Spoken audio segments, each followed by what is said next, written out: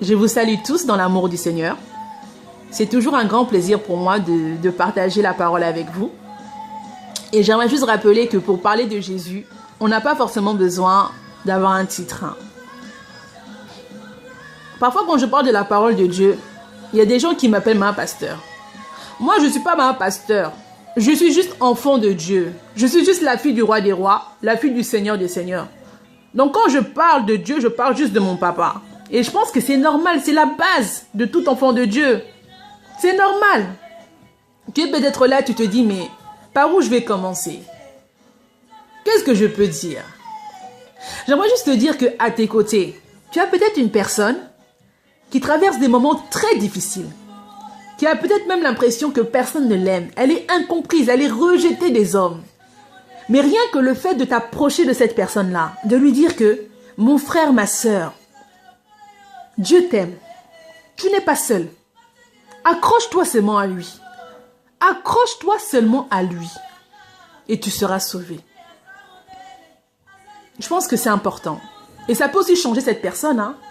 Peut-être que cette personne, elle avait peut-être même des pensées suicidaires. Mais rien que le fait de saisir l'amour de Jésus, ça peut changer sa destinée. Il n'y a pas très longtemps, il y a une sœur qui m'a raconté l'histoire d'un frère qui s'est suicidé. Pourquoi? Parce que sa femme l'a quitté à cause d'un divorce. Mais ça, c'est une réalité. On a l'impression qu'on voit ça que dans les films. Mais c'est une réalité. À cause d'un homme, tu perds ta vie. Je me suis dit, Seigneur, mais cette personne-là, n'avait-elle personne à côté d'elle, à côté de lui, pardon, pour lui parler de Jésus? Et ça fait mal, ça fait mal. Parce que je pense que peut-être s'il avait saisi l'amour de Jésus, mais cet homme ne se serait pas pendu.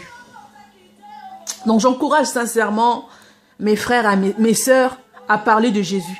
Même si tu ne sais pas parler. Moi, je ne sais pas parler. Mais tu dis seulement Jésus t'aime. Ça peut changer. Ça peut changer l'histoire de quelqu'un. Amen. J'aimerais juste partager un peu dans le livre de 1 Samuel à partir du verset 7. C'est l'histoire de Anne. J'aimerais dire que Anne, c'est la référence des femmes stériles. Je lis la parole au nom de Jésus. Et toutes les années, il en était ainsi. Chaque fois que Anne montait à la maison de l'Éternel, Pénina la mortifiait de la même manière. Alors elle pleurait et ne mangeait point. Je vais un peu plus loin, à partir du verset 11. Elle fit un vœu en disant, « Éternel des armées, si tu daignes regarder l'affliction de ta servante, et si tu te souviens de moi, n'oublie point ta servante. Et si tu donnes à ta servante un fils, je le consacrerai à l'Éternel pour tous les jours de sa vie. » Amen. Quand je lis cette parole, j'aimerais vraiment parler vraiment à un frère, à une sœur qui traverse peut-être la même situation que Anne. Peut-être que pendant plusieurs années, parce que la Bible mentionne clairement que Anne, pendant plusieurs années, elle priait. Elle allait au temple pour prier, pour avoir un enfant. Mais malgré cela, ses prières n'étaient pas entendues. Sa prière n'était pas entendue de Dieu. Ou Dieu n'avait pas, Dieu avait entendu. Mais Dieu n'avait pas répondu favorablement à sa prière pendant plusieurs années. Peut-être que tu es là. Tu pries pour le mariage. Tu pries qu'un homme puisse te regarder, qu'un homme puisse t'aimer, qu'une femme puisse t'aimer. Tu pries afin que tu puisses te marier. Pendant plusieurs années. Tu vois peut-être même que l'âge commence à passer. Tu restes seul, tu es seul. J'aimerais juste te dire que la Bible dit que Dieu est fidèle. Tu es peut-être dans le cas contraire. Tu t'es marié. Mais depuis que tu t'es marié, la Bible dit que celui qui trouve une femme trouve le bonheur. Mais toi, depuis que tu t'es marié, tu trouves le malheur. C'est un cauchemar, c'est un film d'horreur. Mais j'aimerais juste te dire que Dieu est fidèle. Tu es peut-être une femme, un homme, tu es dans la maladie, tu es malade depuis plusieurs années. Tu pries pour ça. Tu pries, tu jeûnes, tu intercèdes, tu pries, mais rien ne change, tu es toujours malade. Tu es peut-être une personne, tu pries pour ta situation professionnelle. Tu n'arrives pas à t'en sortir. Tu n'arrives pas à payer tes factures. Tu n'arrives pas à éduquer tes enfants. Tu n'arrives pas à concevoir, peut-être comme Anne. Pendant plusieurs années, tu as prié pour un enfant. Tu n'arrives pas à avoir l'enfant. Mais la question que j'aimerais vous poser, c'est qu'est-ce qui a fait que Anne, à partir du verset 11, Dieu a agréé sa prière? Qu'est-ce qui a fait que la différence entre les autres années et cette année-là?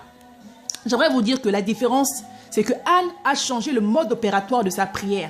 Jusqu'à présent, quand Anne a prié, elle priait dans le je. j'ai besoin.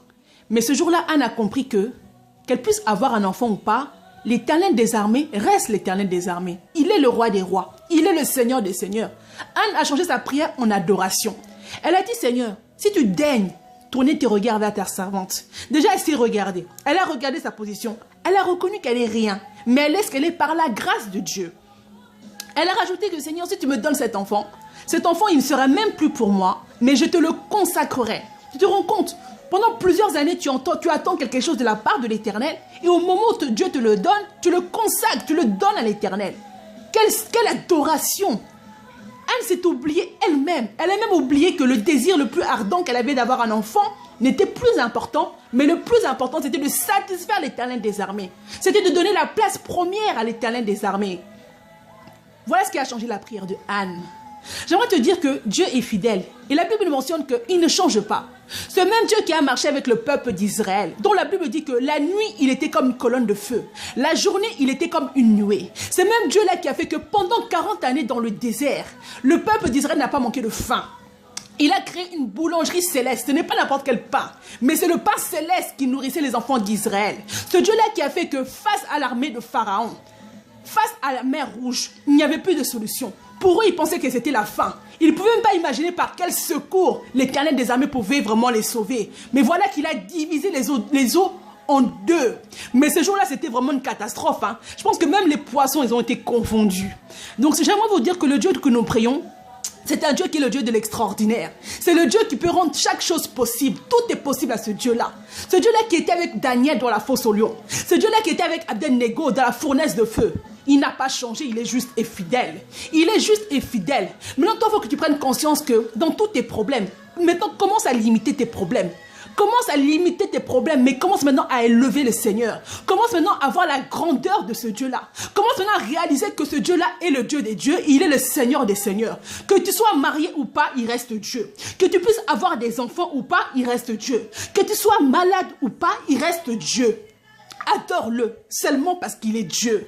Et j'aimerais te dire que le Dieu compris, ce n'est pas un Dieu qui est insensible. La Bible qui nous dit que quand Jésus est venu sur la terre, tous les malades qui venaient vers lui, la Bible mentionne clairement que tous les malades étaient guéris. Il n'y a pas un malade qui était échappé, non, tous les malades étaient guéris. Et je me pose la question, la Bible dit que parmi ces malades-là, il y avait des étrophiés. Des personnes qui n'avaient pas de membres, qui manquaient peut-être d'un pied. Mais la Bible mentionne que toutes ces personnes-là étaient guéries. Donc même une personne qui n'avait pas de bras. Moi, j'ai la foi que ce jour-là, il y a le bras qui poussait. Il y a le pied qui poussait. Il y a les yeux qui revenaient. Ah, ce Dieu-là est le Dieu de toute possibilité. Mais maintenant, toi, c'est ta foi. C'est ta foi. C'est le degré de ta foi. Positionne-le vraiment donne-lui la première place dans ton cœur. Et je sais vraiment que l'Éternel des armées est juste et fidèle. Et il te donnera ce que ton cœur désire. Fais de l'Éternel tes délices. Que Dieu vous bénisse.